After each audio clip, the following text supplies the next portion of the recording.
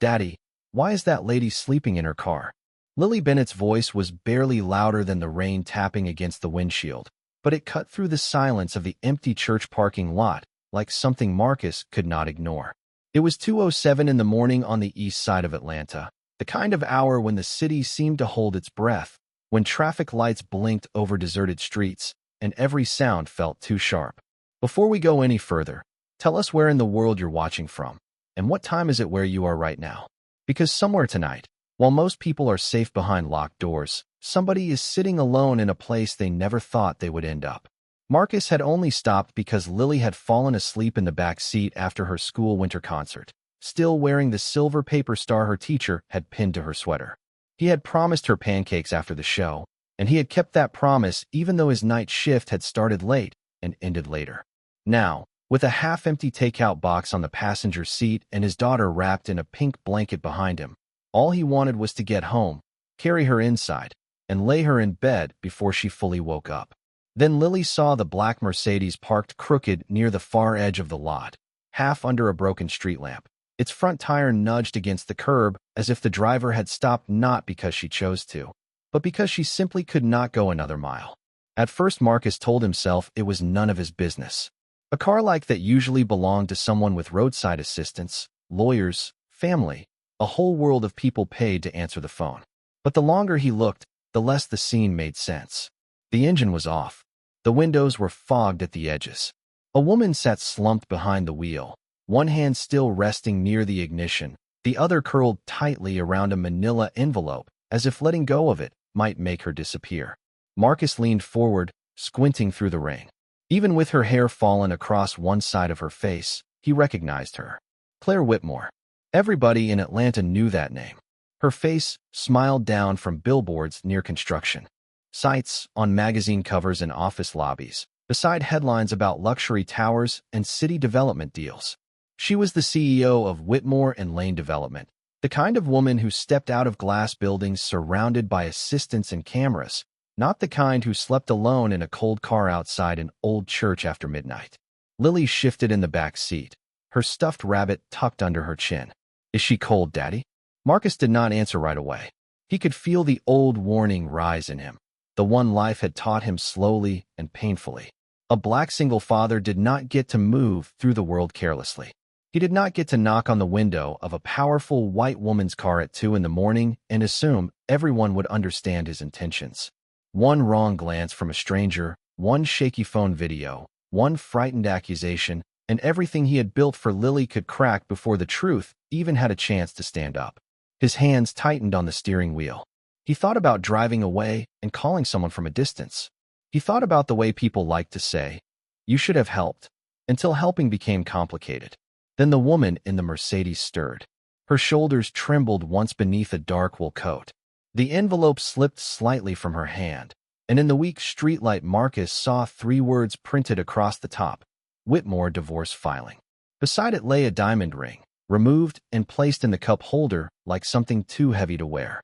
Lily unbuckled halfway before Marcus turned and gave her the look that always made her freeze. "Stay in the car, sweetheart." "But Daddy, I know." His voice softened. "I see her too." He reached for his phone, turned on the flashlight, and checked that his dash camera was still recording. Then he opened his door and stepped into the rain, careful, visible, both hands where anyone could see them. He did not rush toward the Mercedes. He walked slowly, leaving distance between himself and the car, the way a man walks when he knows his goodness may not be enough to protect him. When he reached the driver's side, he knocked lightly on the glass. Claire Whitmore startled awake with wide, terrified eyes, clutching the envelope to her chest. For one long second, she looked at Marcus as if he were part of the nightmare that had chased her there. He lifted one hand, palm open, and took a step back. "Ma'am," he said gently, rain running down the side of his face. "My name is Marcus Bennett. I'm not here to bother you. My daughter saw you sleeping, and we just wanted to make sure you were alive." Claire stared at him, breathing hard, mascara shadowed beneath her eyes, the powerful woman from the billboards suddenly looking like someone who had lost every address she used to call home. Claire's fingers trembled against the manila envelope, but Marcus did not move closer. He had learned a long time ago that sometimes the kindest thing a man could do was give someone space enough to breathe. Rain tapped against the roof of the Mercedes and ran in silver lines down the window between them. Behind him, through the open door of his old Ford Explorer, Lily sat upright beneath her pink blanket, watching with the solemn patience of a child who already understood that grown-ups sometimes got lost in ways maps could not fix. "Your window is cracked," Marcus said, keeping his voice calm and low. "It is cold out here, ma'am. Do you have someone I can call?" Claire looked past him toward the church, then toward the empty street, as if expecting another car to appear out of the darkness. "No," she whispered. The words sounded less like an answer and more like a confession. "My phone is dead." Marcus nodded once. He took another step back before reaching into his jacket pocket, making sure she saw every movement. "I have a charger in my car. I can leave it on the hood. You do not have to open the door." That seemed to confuse her more than anything else. People were always moving toward Claire Whitmore because they wanted access, money, approval, influence. Marcus was the first person that night who kept moving away so she would not feel trapped.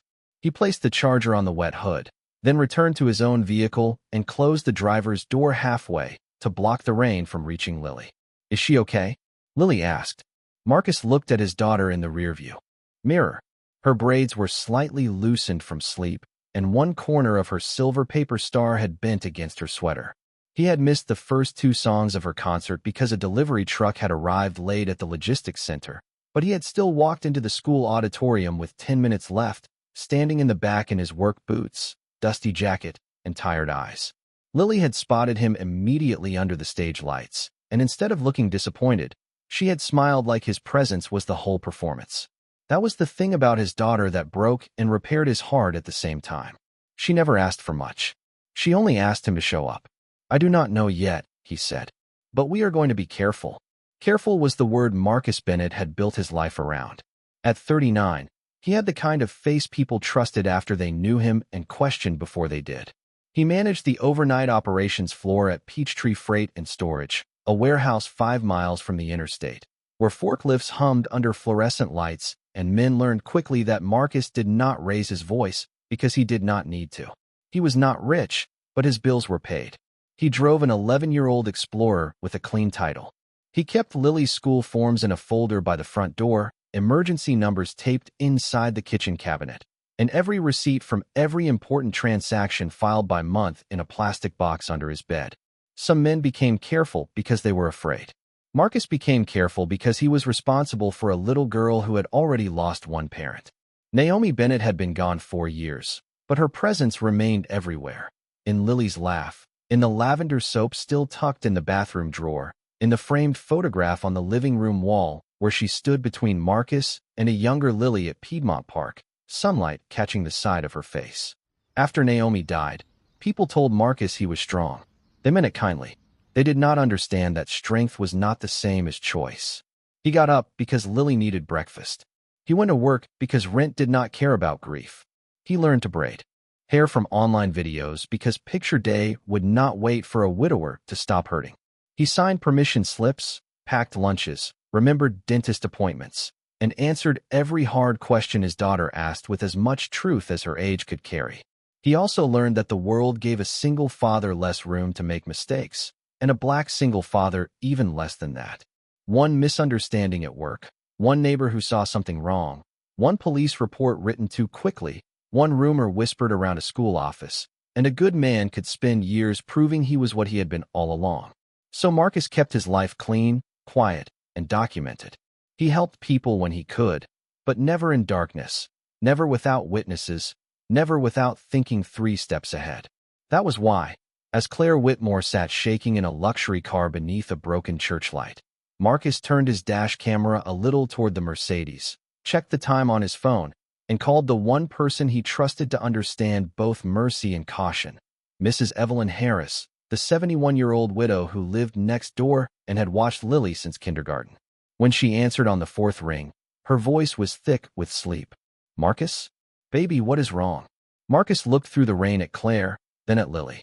"I found someone who needs help," he said, "and I need to do it the right way." Mrs. Harris went quiet for a moment, and Marcus could picture her sitting up in bed, reaching for the lamp on the small table beside the framed photograph of her late husband. She had known him long enough to hear what he was not saying. "Where are you?" she asked. "Old Grace Church lot. Off Moreland," Marcus said. "Lily is with me. She is safe. And this someone? A woman in a car. Cold, scared, phone dead. I am going to call the non-emergency line too, but I may need a witness if she refuses an ambulance." Mrs. Harris exhaled slowly. "You stay where the cameras can see you. Keep Lily in that car. I am putting on shoes." Marcus did not argue, because that was another thing careful men learned. Accept help before pride turns wisdom into risk. He ended the call, dialed the non-emergency number, and gave the dispatcher his name, location, license plate, and a clear description of what he had found. He did not say Claire was rich. He did not say she was famous. He only said there was a woman alone in a parked car at 2 in the morning, visibly distressed, possibly too cold, and unwilling to leave yet. The dispatcher told him an officer could come by when available, but it might take some time unless there was immediate danger. Marcus thanked her, kept the line record in his phone, then stepped back into the rain. Claire had opened the door only a few inches.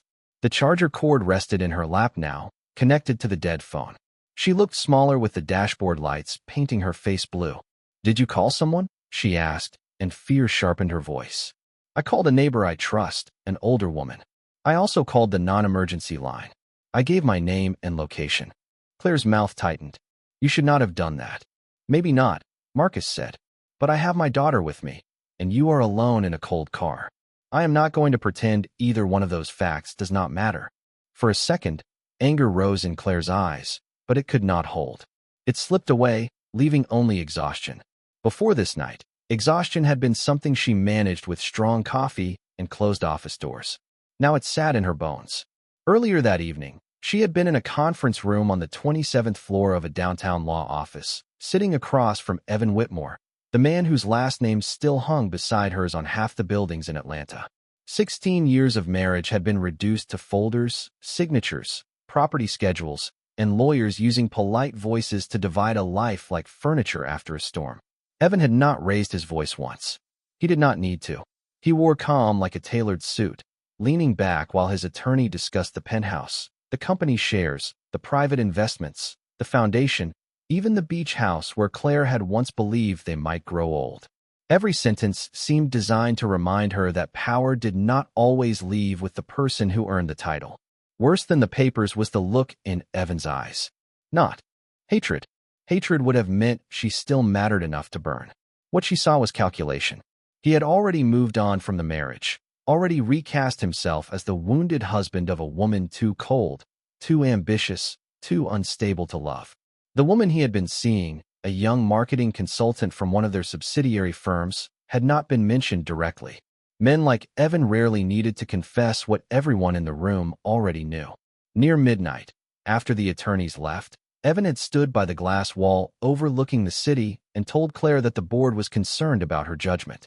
He said it gently, almost sadly, as if he were offering comfort instead of sharpening a knife made of reputation. "You need rest," he had told her. "Maybe a temporary leave before you embarrass yourself." Claire had looked at him then and realized he was not simply leaving her.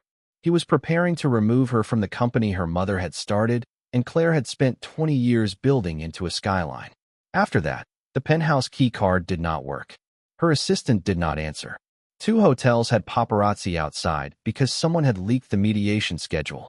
So Claire drove without a destination, past the glass towers with her name on them, past restaurants where people smiled too widely, past the dark office windows where she had once believed achievement could protect a person from loneliness. By the time she reached Old Grace Church, the rain had thickened, her phone had died, and the ring on her finger felt so heavy she removed it and placed it in the cup holder. She told herself she would rest for 5 minutes. Then 5 minutes became darkness, and darkness became Marcus Bennett standing outside her window with open hands, speaking to her like she was neither a headline nor a prize, but simply a human being who should not be left in the cold. Marcus heard the quiet break in her voice, but he did not mistake pain for permission. He stayed several feet from the Mercedes, rain darkening the shoulders of his work jacket, his phone held low where she could see it. "Mrs. Whitmore," he said, because by then there was no use pretending he did not know who she was. You do not have to explain anything to me, but you cannot stay here with the engine off and the temperature dropping. It is 43 degrees, and this lot is empty. Claire looked down at the charger cord in her lap, then at the dead street beyond him. I cannot go to a hotel. All right. I cannot go home. He heard the shame in that word, home, the way it collapsed before it reached the glass between them. All right, he said again. Is there a friend I can call? Claire gave a small, humorless breath. I know hundreds of people. Her eyes lifted to his. That is not the same thing. Marcus did not answer right away. That sentence carried too much truth to step over. Behind him, Lily opened her door an inch. Daddy. Marcus turned just enough to see her face peeking out from under the blanket. Stay buckled, baby. I have my extra gloves in my backpack. Claire's expression changed at the sound of the child's voice. Not softened exactly, but startled, as if she had forgotten innocence could still exist this late at night. Marcus walked back to the Explorer, took the little purple gloves from Lily's school bag, and crouched by her door. Listen to me, he said quietly. We help people, but we do it wisely. You understand? Lily nodded, though worry still filled her eyes. Is she scared? Marcus glanced toward the Mercedes. I think she has had a very hard night. Then she can have my gloves. That was Lily, offering the small things she owned as if they were enough to mend the world. Marcus swallowed the ache in his throat, stood, and carried the gloves back. He placed them on the hood beside the charger, then stepped away again. Claire stared at them through the windshield. Something in her face loosened, and for a moment she looked less like the woman on the billboards and more like someone who had once been a little girl herself, standing in the rain with no idea where to go. Your daughter should not be out here, she said. No, Marcus replied. She should be home in bed. That is why I need to make a safe plan. Claire wrapped her coat tighter around herself. If the police come, there will be a record. If there is a record, Evan will find it. If Evan finds it, he will turn it into a headline by morning. Marcus understood more than he wanted to. Powerful people did not always need truth. Sometimes they only needed timing, a photograph, a sentence cut in half. Then we call someone who is not police first, he said. My neighbor is on her way. Her name is Evelyn Harris, 71 years old, retired school secretary. She has known my daughter since kindergarten. She will stand right here and tell anybody exactly what happened. Claire looked at him as though he had offered her something she had not known how to ask for. Not rescue. Structure. Witness. A way to be helped without being owned. Why would you do that? She asked. Marcus let the rain run down his jaw before he answered. Because my daughter saw you. Claire blinked. That is all. That is enough. For the first time, her eyes moved past him to Lily, who was now pressing her small hand against the fogged window of the Explorer. Claire lifted one trembling hand. Not quite a wave, not quite surrender. Lily waved back. A pair of headlights turned into the lot then, slow and careful. Mrs. Evelyn Harris arrived in her old Buick, wearing a tan raincoat over her nightgown and the stern expression of a woman who had spent 40 years making children tell the truth. She parked beside Marcus, stepped out with an umbrella, and took in the Mercedes, Claire, Lily, and Marcus in one sharp glance. Well, she said, walking toward them. Some nights the Lord gives people tests with witnesses. Marcus almost smiled. Claire did not. She only opened her door a little wider, and when the cold air rushed in, the purple gloves slid from the hood into her lap. Mrs. Harris did not rush toward Claire either. She stopped beneath the edge of her umbrella, close enough for kindness, far enough for dignity, and looked at the woman in the Mercedes with the steady eyes of someone who had spent half her life calming frightened children and the other half refusing to be fooled by grown men with polished shoes. Ma'am, she said, my name is Evelyn Harris. I live next door to this man and his daughter. If he says he found you cold and alone, then that is what happened. But we are going to make sure nobody has to take anybody's word for it.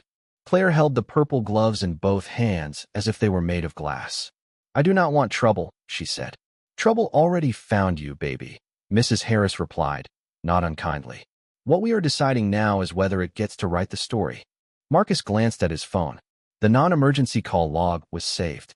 The dash camera light still glowed red. The church had a security camera mounted above the side entrance, angled toward the lot. He noted it silently, the way he noted exits, names, and times. He had lived too long in a world where good intentions needed paperwork. "Mrs. Whitmore," he said, "there is a diner 2 blocks over with lights and people. Mrs. Harris can ride with you. Or I can call a tow truck and wait here until someone official arrives. But if you are asking me what I think you need warmth, a charged phone, and a locked door that Evan Whitmore does not control." Claire flinched at Evan's name. Mrs. Harris saw it. Marcus saw it too, and both of them understood that whatever had happened before this parking lot had not ended just because the papers were signed. "I cannot go somewhere public," Claire said. "Not tonight." There were cameras outside the St. Regis and the Midtown Grand. Someone leaked the mediation schedule. "If one person sees me like this, tomorrow morning they will say I fell apart."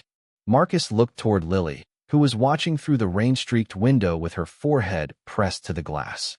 His daughter had a math quiz in the morning, a library book overdue by 2 days, and a life he had worked hard to keep ordinary. Bringing Claire anywhere near their home was the last thing he should do. Every careful instinct in him knew that. Then Claire tried to step out of the car, and her knees almost gave way from exhaustion. Mrs. Harris caught her by the elbow, firm and proper, with no fuss and no drama. "That settles it," the older woman said. "You are not driving anywhere." Claire's face tightened with humiliation. "I am sorry. Do not apologize for being tired," Mrs. Harris said. "Just do not pretend tired is the same as safe." Marcus made the decision slowly, because a decent man should know the weight of what he offers. "Mrs. Harris, will you come to my house first?" he asked. "Before we arrive. Front porch camera on, living room camera unplugged for privacy, kitchen light on. Mrs. Whitmore can sleep on the couch. Lily sleeps in her room.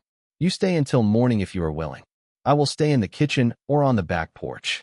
Mrs. Harris nodded as if he had just recited the only acceptable arrangement. "I will follow you." Claire looked between them. "I cannot ask you to do that." "You did not," Marcus said. "My daughter did when she asked if you were cold." The words landed quietly, but they reached her. For a moment Claire seemed unable to speak. She looked past Marcus to Lily, then down at the gloves in her lap. Slowly, she pulled them on. They were too small, bright purple against her pale fingers, and somehow that made her look more human than any expensive coat ever had. They left the Mercedes locked in the church lot after Mrs. Harris photographed the license plate, the dashboard, the envelope, and the broken street lamp, not to expose Claire, but to protect the truth. Claire sat in the passenger seat of Mrs. Harris's Buick, wrapped in the older woman's spare shawl. Marcus drove ahead with Lily, the wipers sweeping rain from the windshield in tired arcs. "Is she coming to our house?" Lily asked softly. "For tonight," Marcus said, "because she has nowhere else safe to go." Lily was quiet for a while. Then she said, "Mommy would have made soup." Marcus felt that sentence open something tender in the dark. "Yes," he said, "she would have." When they reached the small blue house on Alder Street, Marcus carried Lily inside first, unlocked the door beneath the porch camera, and turned on every light that mattered. The house smelled faintly of laundry soap, pencil shavings, and the chicken soup he had made 2 nights earlier. Claire stepped over the threshold behind Mrs. Harris and stopped as if the warmth itself surprised her. On the wall beside the hallway hung a photograph of Naomi Bennett smiling in the sun, her hand resting on Lily's shoulder. Claire's eyes moved to it and stayed there a little too long. She did not know why the woman in the picture felt familiar. Not yet. But somewhere beneath the ache of the night, a buried memory stirred. Claire slept for less than 3 hours, but it was the deepest rest she had found in weeks. Marcus had given her the couch, a clean blanket folded over the arm, a glass of water on the coffee table, and a handwritten note placed beside it in neat block letters. "You are safe here. Mrs. Harris is in the guest chair. Lily is in her room. I am in the kitchen. Nothing happened except help." Claire had read the note twice before sleep finally took her. For a woman who had spent years signing contracts with hidden clauses and reading smiles for hidden costs, the plainness of those words felt almost impossible. When morning came, pale and gray through the curtains, she woke to the smell of coffee and toast. For a few seconds, she did not know where she was. Then she saw the knitted blanket across her lap, the small bookshelf filled with children's stories, the school backpack by the door, and the photograph of Naomi Bennett on the wall. Memory returned all at once. The church lot, the rain, Marcus standing with open hands, Lily's purple gloves, Evelyn Harris saying trouble did not get to write the story. Claire sat up too quickly. Her phone, now charged, lit up with missed calls. 37 from Evan, 12 from her attorney, 6 from board members. One message from an unknown number contained only a photograph of her Mercedes in the church parking lot. Her stomach tightened. Before she could stand, she heard voices outside. Not in the house. On the porch. Marcus's voice was low, controlled, the same calm tone he had used in the rain. Another man answered with polished irritation. Claire moved to the window and lifted the curtain half an inch. Evan Whitmore stood at the bottom of the steps in a charcoal overcoat, flanked by his attorney and a young woman holding a phone as if she were already recording. Behind them, parked along the curb, was a black sedan Claire recognized from one of the public relations firms Evan liked to use when he wanted someone else to look guilty. Marcus stood on the porch, in a plain navy sweatshirt, hands at his sides, not blocking the door, but not yielding it either. Mrs. Harris was beside him, wrapped in her tan coat, looking like she had been born unimpressed. "I am looking for my wife," Evan said. "Former wife," Claire whispered from behind the curtain, though no one heard her. Marcus did not blink. "Mrs. Whitmore is safe. She can speak for herself when she chooses to." Evan smiled, and that smile told Claire he had already decided what the story would be. "Safe. In your house. Overnight." His eyes traveled over Marcus's worn porch, the children's rain boots by the door, the modest street. "Do you understand how this looks?" Mrs. Harris stepped forward before Marcus could answer. "It looks like a tired woman was given shelter by decent people." Evan glanced at her, as if she were furniture that had spoken. "And you are old enough to know when a man is trying to dress a lie in concern." The young woman with the phone shifted, unsure whether to keep recording. Evan's jaw tightened, but only for a second. He looked back at Marcus. "You work at Peachtree Freight, correct? Overnight operations? Single father? Wife deceased?" Marcus's face changed almost imperceptibly. Not fear, not surprise, but recognition. Evan had come prepared. "Leave my family out of this," Marcus said. "You brought your family into it when you brought my ex-wife into your home." The words were calm, but their purpose was cruel. Claire felt the blood drain from her face. Evan was not here to rescue her. He was here to build a photograph out of half-truths. A recently divorced chief executive officer leaving the home of a black single father at sunrise, a child inside, an old neighbor as the only witness, enough smoke for investors to imagine fire. The front door creaked behind Marcus. Lily appeared in the hallway in her pajamas, hair loose around her face, one hand holding her stuffed rabbit. Claire wanted to tell her to go back, but the words caught. Evan's gaze flicked toward the child, and Marcus moved at once, not aggressively, just enough to place himself between Lily and the phone. "You will not record my daughter," he said. "You do not give orders." "Here," Evan replied. Marcus took one slow step down from the porch, his voice still even. "No, I set boundaries here. You can say whatever you came to say about me, but you will not point that camera at my child." The young woman lowered the phone slightly. Evan's attorney leaned in and murmured something. Evan ignored him. "Mr. Bennett, you should think carefully. A misunderstanding like this could affect your job, your custody, your reputation." Claire closed her eyes, shame burning hotter than fear. Marcus had helped her because she had nowhere safe to go, and now Evan was turning that kindness into a weapon. Behind her, the small house smelled of coffee, crayons, and chicken soup, ordinary things, sacred things.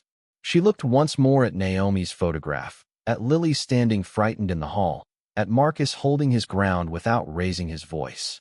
Then Claire Whitmore let the curtain fall and walked toward the door. Claire opened the door before Marcus could turn around.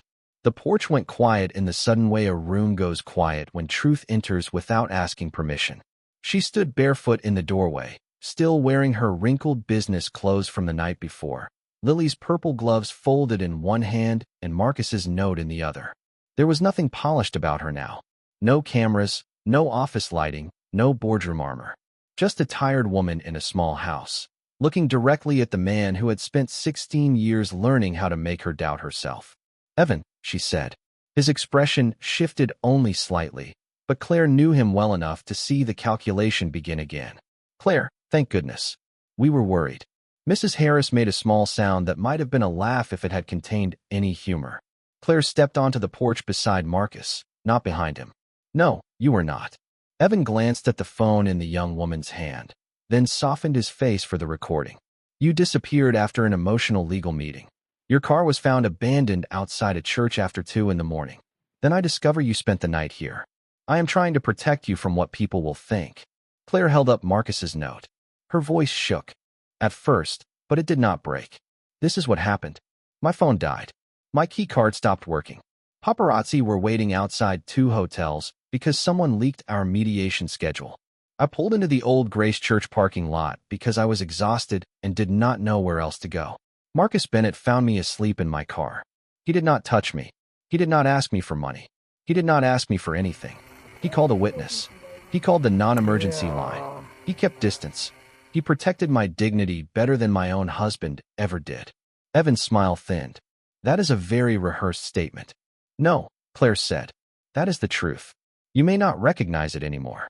The young woman lowered the phone another inch. Marcus felt Lily move behind him in the doorway. He wanted her back inside, away from adult ugliness. But before he could speak, she slipped around Mrs. Harris and stood beside Claire. In her small hand was the yellow legal pad Marcus kept near the kitchen phone. On the top page, in his careful handwriting, were the details he had written the night before. Time, location, license plate, weather, witnesses, phone call, where Claire slept, where Marcus stayed. Lily held it up with both hands. My daddy wrote everything down, she said softly. He said that when you help somebody, you should not be afraid of the truth. No one moved. Even the rain seemed to pause against the gutters. Claire looked at the child, and whatever strength she had been forcing into her voice turned into something deeper. She crouched slightly, not touching Lily, only meeting her eyes. Your daddy did nothing wrong, she said. Do you promise? Lily asked. The question was not dramatic. It was worse than dramatic. It was innocent. It carried no legal strategy, no public relations calculation, no defense against scandal. It was only a little girl asking whether the man who had taught her kindness was about to be punished for practicing it. Claire's eyes filled, but she kept her voice steady. I promise. Then she stood and faced Evan again. You will not use this child to threaten him. Evan's attorney finally stepped closer. Claire, perhaps this discussion should move somewhere private. It should have stayed private last night, Claire said, before Evan brought a camera to a father's porch. Marcus looked at her then, really looked, and saw the moment she chose not just to defend herself, but to defend him. It cost her something. He could see that. The old fear was still there, the fear of headlines, shareholders, whispers in elevators, men in suits calling concern what they really meant as control. But she stood anyway. Evan's face hardened behind the polite mask. You are making a mistake. Mrs. Harris lifted her chin. No, sir. She is correcting one. The young woman stopped recording completely. She looked embarrassed now, as if she had been invited to witness a scandal and instead found herself holding a mirror. Claire reached into her pocket and took out her charged phone. Her hands were steadier than they had been all night. I am calling my attorney. Then I am calling the board myself. And after that, I am calling the St. Regis, the Midtown Grand, and every security contractor who had access to my mediation schedule. Evan's eyes narrowed. Be careful. I am being careful, Claire said. Her gaze moved briefly to Marcus, then to Lily. For the first time in a long time, I am being careful with the right people. By the time Evan's sedan pulled away from Alder Street, the morning had fully arrived, soft and gray over the wet lawns and narrow driveways. No one on the porch spoke for several seconds. The quiet left behind was not peace exactly. It was the silence that follows a door being held shut against a storm. Claire stood with her phone in her hand, watching the corner where Evan's car had disappeared. Her shoulders were straight, but Marcus could see the effort it took.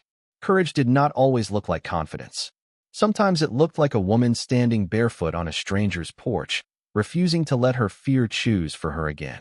Mrs. Harris touched Lily's shoulder and guided her gently inside. Come on, sugar. Your oatmeal is getting lonely. Lily looked back at Marcus. Is everything okay now? Marcus wanted to say yes. Fathers wanted to give yes the way other people gave blankets, warm and simple. But he had promised himself he would never teach Lily that truth was simple when it was not. It is better than it was, he said. That is enough for breakfast. Lily accepted that because children often understand honest answers better than easy ones. Inside, Mrs. Harris busied herself in the kitchen, loudly opening cabinets as if normal sounds could stitch the house back together. Claire remained near the hallway, her eyes returning again and again to Naomi's photograph. The longer she looked, the more the strange pull inside her sharpened into memory. "Marcus," she said carefully, "may I ask your wife's name?" The room seemed to still around that question. Marcus followed her gaze to the picture. Naomi stood in sunlight, smiling with one hand on Lily's shoulder and the other holding a folded program from a charity health fair. "Naomi," he said. "Naomi Bennett." Claire's fingers tightened around her phone. Was she a nurse? Marcus turned toward her. No, she was a social worker. What? Claire stepped closer to the photograph, not touching it. Because I have seen her before. Or maybe I saw her name. Mrs. Harris stopped stirring oatmeal. Her eyes narrowed, not with suspicion, but with the effort of pulling something old from the back shelf of memory. Your mother was Margaret Whitmore, was she not? Claire looked at her. Yes. Mrs. Harris set the spoon down. Lord have mercy. Marcus frowned. Mrs. Harris? The older woman looked from Claire to Naomi's picture. Margaret came to the community clinic on Auburn Avenue years ago. Quiet woman. Did not want cameras, did not want plaques. She helped families when hospital bills got bigger than hope. Claire swallowed. My mother kept private ledgers. Not company ledgers. Personal ones. I found some after she passed, but I never read them all. Mrs. Harris pointed gently toward the photograph. Naomi was one of those families. The words entered the room softly, but Marcus felt them like a hand against an old bruise. He looked at Mrs. Harris, then back at Claire. What are you talking about? Mrs. Harris folded her hands in front of her apron. After Lily was born, Naomi had complications. Insurance delayed. Payment. You were working double shifts and pretending you were not scared. One bill disappeared. Then another. Naomi told me an anonymous donor had helped through the clinic. Marcus remembered. Of course he remembered. He remembered sitting at the kitchen table with envelopes spread out like bad weather, Naomi across from him, trying to smile while her hands shook. He remembered calling the clinic and being told the balance had been handled by a private fund. He had asked who. They would not tell him. Naomi had cried that night, not because money had been paid, but because somebody unseen had noticed they were drowning. Claire was already searching her phone, opening a cloud folder with the urgency of someone afraid the truth might vanish if she moved too slowly. After a minute, she found a scanned page from her mother's handwriting. Her voice broke as she read it aloud. Naomi Bennett. Husband Marcus. New baby Lily. Proud people. Do not embarrass them. Help quietly. The husband carries worry with dignity. If they ever ask again, say yes. They probably will not. Marcus sat down because his legs suddenly felt less certain beneath him. He looked at the photograph of his wife, then at Claire, and for the first time that morning his careful composure cracked. Not loudly, not completely, just enough for grief and gratitude to show through. Claire lowered the phone. I did not know, she whispered. I should have known more about the people my mother helped. Marcus took a breath that trembled at the edges. Your mother helped us keep our home. Claire's eyes filled. And last night you helped her daughter when she had no home to go to. No one spoke after that. Even Mrs. Harris wiped at her cheek and pretended she was only checking the stove. Lily came back from the kitchen holding 2 bowls of oatmeal, one for herself and one for Claire. She looked from face to face, sensing that something important had happened even if she could not name it. Claire knelt to accept the bowl with both hands. Thank you, she said. Lily studied her for a moment. Are you still cold? Claire looked at Marcus, then at Naomi's picture, then down at the purple gloves resting beside her. On the table. Not as much, she said softly. And for the first time in many years, Claire Whitmore meant more than the weather. Claire stayed at the small kitchen table until the oatmeal cooled, not because she was hungry, but because the house had become the first place in months where nobody was asking her to perform strength. Marcus sat across from her with Lily beside him, one hand resting near his daughter's bowl, close enough to steady her if she spilled, far enough to let her do it herself. That small gesture told Claire more about the man than any resume could have. By 9 o'clock, her attorney had arrived, not with cameras or threats, but with a folder and a face full of concern. Claire gave her statement clearly. She included the church security camera, Marcus's dash camera, the non-emergency call log, Mrs. Harris's witness account, and the photographs taken before anyone left the parking lot. By noon, Evan's carefully built story had begun to collapse under the weight of details he had not expected honest people to keep. The public relations assistant admitted she had been told to record proof of instability before she knew what had happened. The hotel security logs showed that photographers had been waiting before Claire ever arrived. The board members who had whispered about a leave of absence received a full timeline from Claire herself, along with a warning that anyone using her divorce as a weapon against her leadership would answer for it in court and in the company records. Evan did not go to jail. The story did not need that kind of ending. What happened instead was quieter and, to Marcus, more meaningful. Evan was removed from every advisory role connected to Whitmore and Lane. His access to Claire's calendar, company security, and private residence records was terminated. His attorney sent a formal retraction regarding Marcus Bennett, naming the accusation for what it was: false, harmful, and unsupported by evidence. Most important to Marcus, every image that showed Lily's face was deleted before it could travel any farther than the phones that had held it. Claire made certain of that herself. 3 weeks later, she stood in the lobby of Whitmore and Lane beneath a portrait of her mother, Margaret, and announced the creation of the Margaret Whitmore Quiet Help Fund, a legal and emergency support program for single parents, widows, and families facing sudden housing or custody threats. Reporters asked whether Marcus Bennett was the inspiration. Claire glanced toward the back of the room, where Marcus stood beside Mrs. Harris in his only dark suit, Lily holding his hand. No, Claire said. His dignity was the reminder. My mother's kindness was the seed. This city is full of people who do the right thing quietly. It is time power learned how to protect them instead of use them. Marcus did not accept a check. He did not want a new house, a new car, or a headline calling him a hero. He agreed only to serve on the fund's community advisory board, unpaid except for the promise that no parent would be turned into a public symbol without consent. Help people without embarrassing them, he told Claire. That is what your mother understood. Claire nodded, and this time she wrote it down. Spring came slowly to Atlanta that year. The rain softened, dogwoods bloomed along the sidewalks, and Lily's school held its end-of-year music night in a warm auditorium that smelled faintly of floor polish and paper programs. Marcus arrived 20 minutes early and sat in the front row because promises mattered. Mrs. Harris sat beside him with peppermints in her purse. A few minutes before the lights dimmed, Claire walked in quietly through the side door, wearing a simple blue dress and carrying a small bouquet of daisies. No assistant, no driver waiting outside, no armor. She paused as if unsure whether she belonged there, and Lily, already on stage with the choir, saw her first. The child smiled so brightly that Claire pressed one hand to her chest. Marcus turned, saw her standing there, and moved his coat from the empty seat beside him. Claire sat down, careful and grateful, her shoulder not touching his, but near enough for silence to feel comfortable. When the children began to sing, Lily's voice rose clear above the others for one brave line before blending back in. Claire listened with tears in her eyes, not the broken tears of that night in the car, but the kind that come when something frozen inside a person finally begins to thaw. Afterward, in the parking lot, Lily ran to Claire and handed her one daisy from the bouquet. You came, she said. Claire smiled. Your daddy taught me that showing up matters. Lily considered that, then nodded like it was a lesson properly learned. Marcus stood a few feet away, watching the two of them beneath the soft glow of the school lights. Claire walked over to him, her expression gentle now, no longer lost. I found somewhere to go, she said. Marcus looked toward Lily, then back at Claire. Good. Claire held the daisy carefully between her fingers. It was not a place. Marcus understood, but he did not rush the moment.